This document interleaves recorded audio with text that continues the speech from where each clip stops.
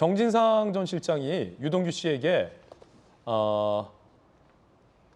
휴대전화를 버려라 라고 했다라는 의혹도 제기된 바 있죠. 이른바 증거인멸 교사 의혹과 관련해서 일단 정진상 씨 측 주장부터 함께 보시죠.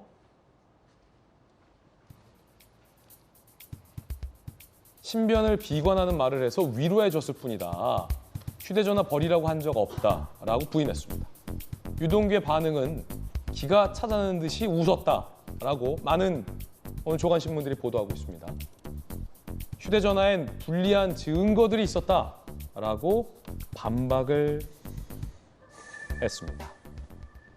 더 나아가 유동규 씨는 그 버린 핸드폰을 조금 아까워하는 듯해 보이기도 했습니다. 그 산지 얼마 안 된 아이폰이라는 거죠. 비싸요.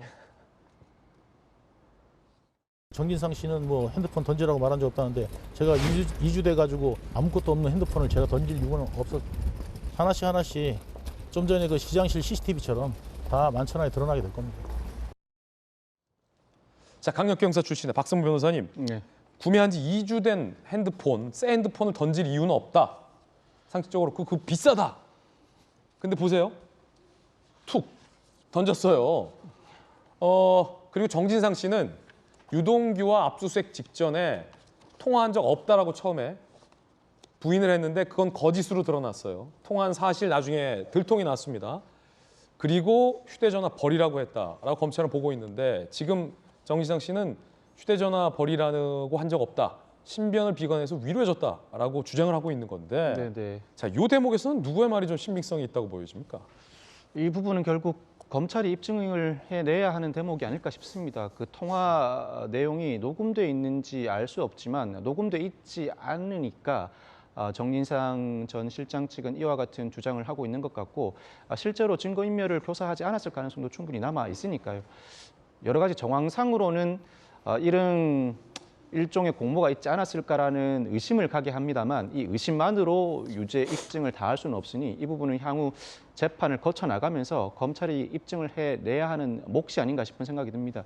통상적인 형사 사건이면 정진상 전 실장과 유동규 전 본부장은 입장을 같이 해야 합니다. 그런데 두 공동 피고인의 입장이 정면으로 배치됩니다.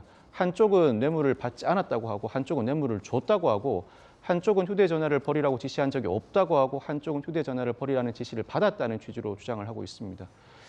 공동 피고인이지만 사실상 서로 배치되는 의견을 견지하고 있고 이 공동 피고인은 통상적으로는 서로 각자 피고인에 대한 증인으로 신문을 받지 않습니다. 예. 그런데 이 사건에서는 양자의 입장이 첨예하게 대립되다 보니까 앞으로 재판이 진행되는 과정에서 다소 이례적으로 한쪽이 다른 쪽의 증인으로서 진술을 하는 경우가 상당히 많을 것 같습니다. 우선 검찰이 유동규 전 본부장이 비록 공동 피고인이지만 증인으로서 신문을 받아야 한다는 취지로 증인 신청을 할 것 같고 이런 상황이 펼쳐지게 되면 정진상 전 실장의 변호인도 정진상 전 실장을 유동규 전 본부장에 대한 증인으로서 신청해 신문을 이어나가겠다는 자세를 취할 것 같습니다. 즉 재판부 입장에서는 어떻게 보면 공동피고인 중 일부가 검찰 공소사실에 부합하는 진술을 하고 있어서 재판 진행이 편하다고 할 수 있지만 또 한편으로는 각자가 증인으로서 신문을 반복한다면 이 자체가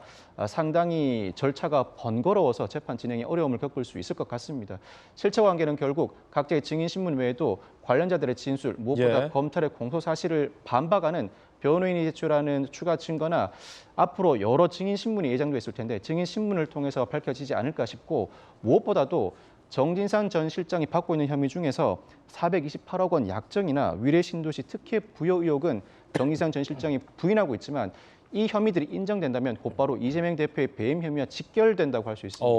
이 점과 관련해서 검찰도 상당히 공을 들여서 입증해내려고 애를 쓸 것이고 정진상 전 실장은 극렬하게 공소사실을 부인하기 위해서, 즉 무죄를 이끌어내기 위해서 애를 쓰지 않을까 예상을 해봅니다. 그렇군요.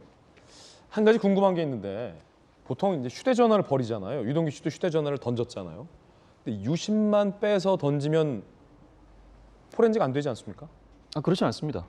그래요? 유심은 일종의 신분증과 동일한 기능에 불과합니다. 예. 사람으로 치면 주민등록증, 운전면허증에 불과한 것이라 네. 이 휴대전화에 원 사용자가 누구인지 즉 소유주나 사용자가 누구인지만 알게 되면 굳이 유심은 필요하지 않습니다. 그 내용물이 중요한 것이지. 아, 내용물은 휴대전화 기계. 예. 유심이 필요한 이유는 이 휴대전화의 사용자나 소유자가 누구인지를 밝혀내기 위한 수사 초기 단계에서 필요한 것이지 아. 정작 필요한 대목은 휴대전화에 담겨져 있는 메시지와 통화 녹음 파일 등입니다. 유동규 씨는 저거 증거 인멸하라고 지금 던졌다. 정진상 씨가 던지라고 시켜서 던졌다라고 하니까 만약에 증거 인멸 목적으로 던진 거면 유심만 버리지 않고 휴대전화 채 버린 게 맞군요.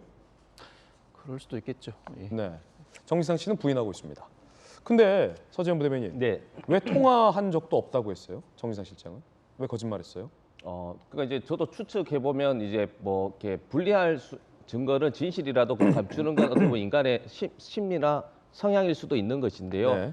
계속 얘기했지만 정진상 전 실장은 CCTV가 가짜라고 했을 때는 유동규는 또 그거는 믿고, 그리고 또 유리한 거는 믿고 불리한 거는 또 거짓말이다 하는 것 자체가 지금은 어떤 그 논리 싸움을 하는 것이 아니라 앞서 이제 말씀하셨지만 이제 증거로 이야기하는 것이고, 사실 휴대전화 물론 이제 교사 혐의도 중요하지만 428억 약정 이게 핵심입니다. 이 사건에서는 그래야지 이재명 대표를 이제 범죄인으로 낙인이 아니라 확정을 시킬 수 있는 거거든요. 그렇기 때문에 그 어떤 여러 가지 이제 물론 주변에 그 어떤 사소한 힌트나 그 어떤 증거 자료가 큰 사건으로 이어져 가는 연결고리는 될 수 있겠지만 가장 본질적인 428억 약정서를 찾는 게 가장 급선무다. 검찰 입장에서는. 예. 저는 이렇게 말씀드리고 싶습니다. 그렇군요.